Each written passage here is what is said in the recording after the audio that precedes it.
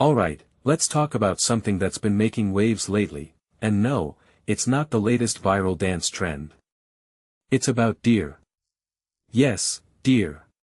Specifically, the situation in Richmond Park, where a new warning has been issued urging people to stop feeding and approaching these animals. Now, you might be thinking, what's the big deal? Deer are cute, right? But personally, I think this story goes way deeper than just a few people getting too close to wildlife. It's a perfect example of how human behavior can have unintended, and potentially dangerous, consequences.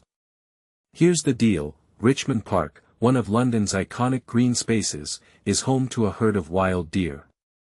These aren't domesticated animals, they're powerful, unpredictable creatures.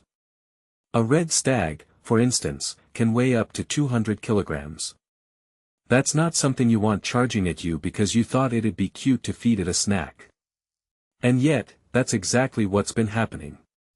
Videos have surfaced of people standing right in the middle of a herd, handing out food like it's a petting zoo. What makes this really interesting is how it reflects a broader trend of humans underestimating the wildness of wildlife. We see an animal, especially one as seemingly gentle as a deer, and we forget that it's not a pet. It's a wild animal with instincts we can't fully predict. From my perspective, this isn't just about safety, though that's a huge part of it. It's also about the long-term impact on the deer themselves. When we feed them, we're essentially teaching them to associate humans with food. And what happens then? They start approaching people more frequently, expecting handouts. This isn't natural behavior for them, and it puts both the deer and humans at risk. One thing that immediately stands out is how quickly this can spiral. A deer that's been fed once might become more aggressive in seeking out food, leading to dangerous encounters. What many people don't realize is that by feeding these animals, they're actually disrupting their natural behavior and putting them in harm's way. The Royal Park spokesman called this behavior highly dangerous, and I couldn't agree more. But what this really suggests is a larger issue: our disconnect from nature. We live in a world where many of us are so removed from wildlife that we don't understand the boundaries.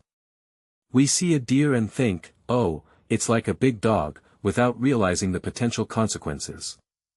If you take a step back and think about it, this isn't just a problem in Richmond Park, it's a global issue. From tourists feeding bears in national parks to people getting too close to wild animals for a selfie, we're seeing the same pattern over and over again.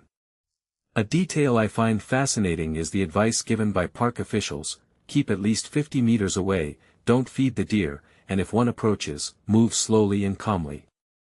It's simple, but it's also a reminder of how much we've forgotten about coexisting with wildlife. Personally, I think this is a wake-up call. We need to rethink how we interact with animals in their natural habitats. It's not about fearmongering, it's about respect.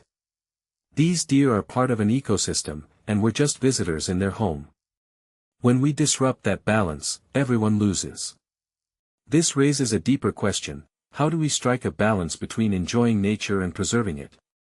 Richmond Park is a treasure, a place where people can escape the hustle of London and connect with the natural world. But that connection needs to come with responsibility. In my opinion, part of the solution is education. We need to teach people, especially kids, about the importance of observing wildlife from a distance.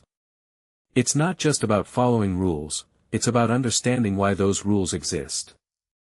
As I wrap this up, I'm left with a thought-provoking idea: what if this situation in Richmond Park is a microcosm of our relationship with the natural world?